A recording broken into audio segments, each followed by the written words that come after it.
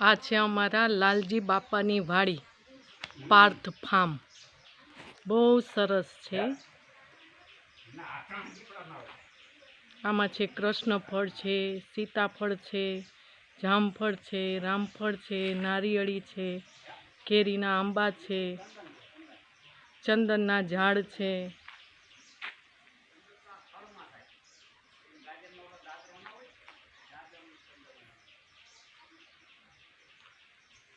Picnic કરવા માટે બહુ સરસ આ સ્થાન છે.